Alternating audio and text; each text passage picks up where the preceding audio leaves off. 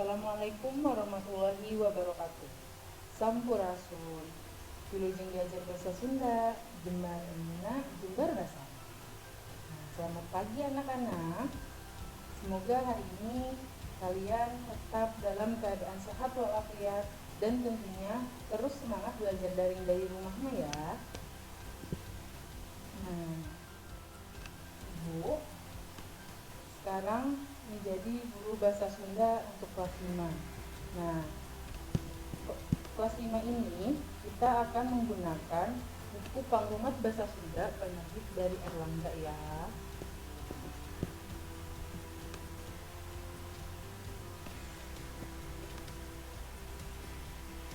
Pada pertemuan kali ini kita akan belajar dari bab 1, yaitu kaulingan barudak atau permainan anak. Boleh kalian lihat di halaman 2 ya. Nah,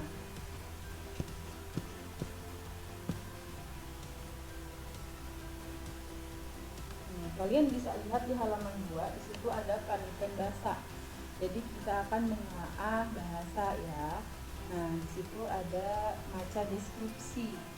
Nah, di sini Ibu akan sedikit memberikan terjemahan mengenai isi dari bacaan tersebut. Tolong kalian perhatikan ya dan dengarkan terjemahannya yang Ibu terjemahkan ya.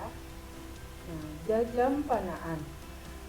Kata jajampanaan berasal dari kata jampana, yaitu alat yang terbuat dari kayu atau bambu untuk menggotong orang sakit, orang meninggal, atau anak sunat.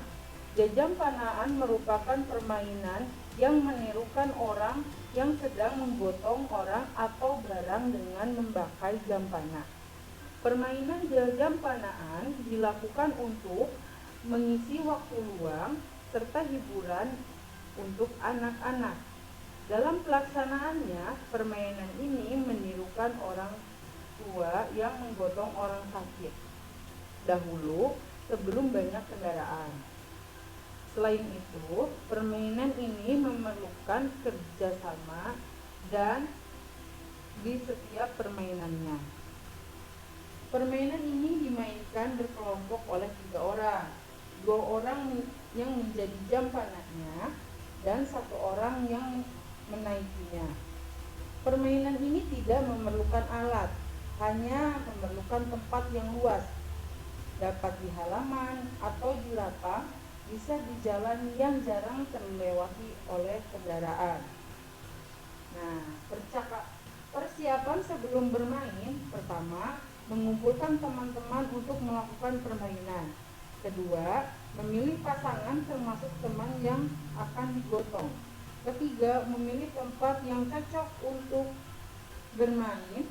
Keempat, membuat batas awal dan batas akhir dengan jarak kira-kira 10 meter. Pelaksanaan permainan.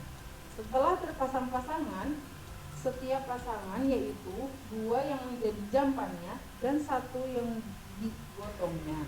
Seterusnya, menentukan beberapa pasangan yang akan ikut lomba. Cara membuat jampannya. 2 orang akan menjadi jampannya berdiri secara berhadapan. Tangan kanan atau tangan kiri dilipat serta memegang tangan temannya. Tangan yang tidak dilipat memegang tangan temannya yang dilipatkan. Coba perhatikan gambar 1 di halaman selanjutnya. Pasangan-pasangan anak yang sudah siap, yaitu 2 yang menjadi jampannya dan 1 orang yang digotong. Diam di garis awal. Setelah mendengar aba-aba, pasangan anak ini jalan secepat-cepatnya menuju garis akhir. Pasangan yang dulu sampai itu yang dianggap pemenangnya. Coba kalian perhatikan gambar nomor 2 di bawah ini. Nah, berikut itu adalah translate dari bahasa Indonesianya ya. Selanjutnya, kita langsung saja ke halaman 4. Nah, di sini ada fungsi basa atau membangun konteks. Nah, di sini kita akan belajar mengenai nama-nama kaulinan barudak atau permainan anak. Nah, coba kalian perhatikan pek gerak tengetan ngaran-ngaran kaulinan barudak. Coba kalian perhatikan nama-nama permainan anak. Nah, yang pertama ada alung boyong, kedua ada yang namanya babangkongan, ketiga baban ringan, 4 cicinaan, 5 dodombaan.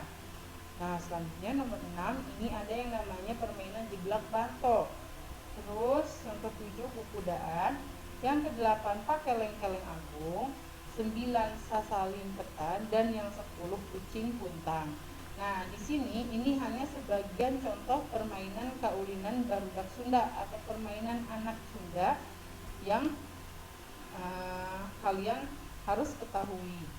Nah, masih banyak lagi permainan-permainan yang lainnya. Contohnya seperti orai-oraian. Kemudian ada yang namanya galasin. Nah, di sini kita hanya belajar atau hanya cukup mengetahui 10 permainan saja. Nah, setelah tadi kita mengetahui permainan anak, selanjutnya kita langsung aja ke kecap barang atau kata barang. Nah, kecap barang nyaeta kecap menuduhkan barang atau ngaran barang atau dianggap barang. Nah, atau di sini kalian bisa lihat bahasa Indonesianya yang Ibu tulis dengan tinta merah.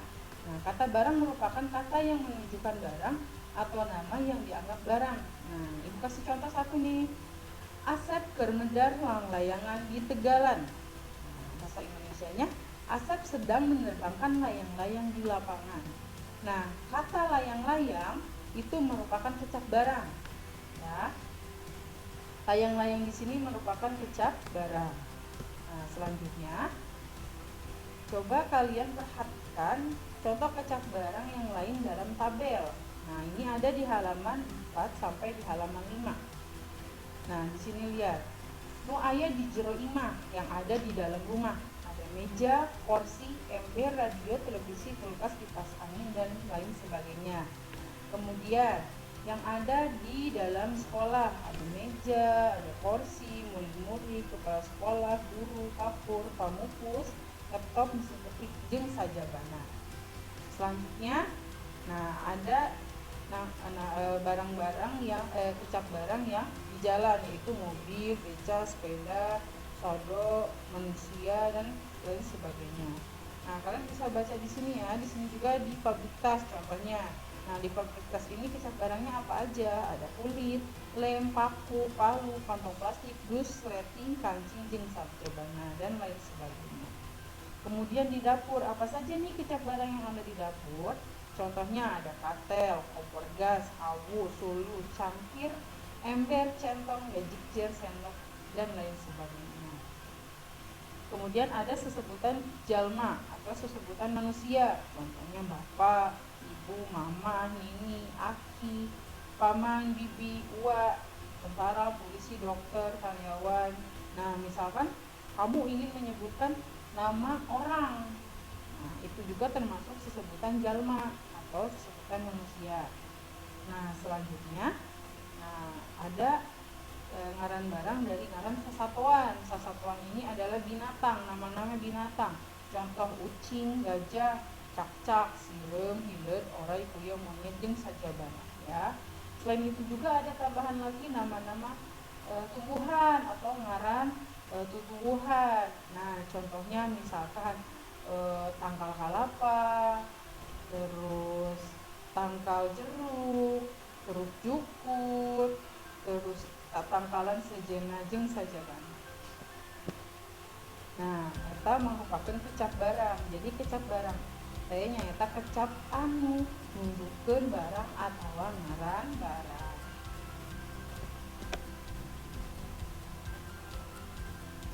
Nah, dari tadi kita belajar kecap barang, kita langsung saja ke kalimat pangajak ya. Nah, kalimat pangajak ini kita lebih kenal dengan istilah kalimat ajakan jika di bahasa Indonesia. Nah,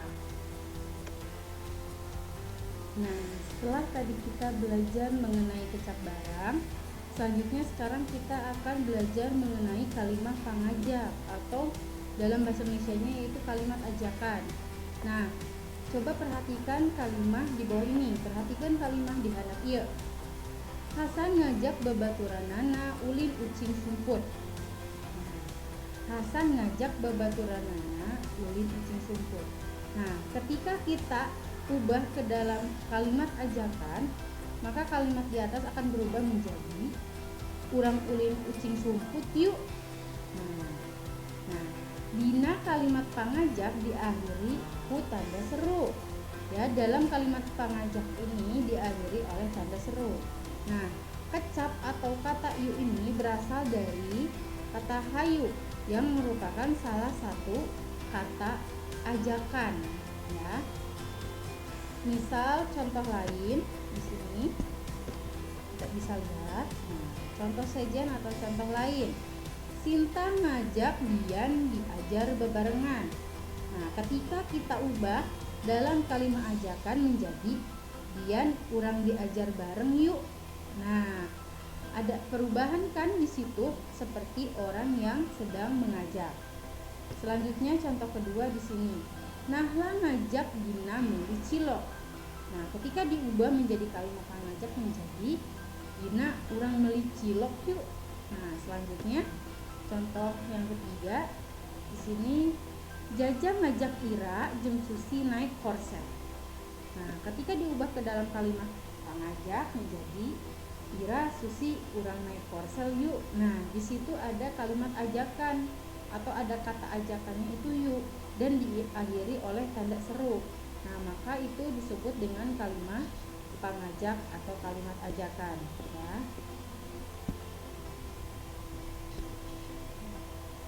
Sekian materi mengenai bab 1 ini ya.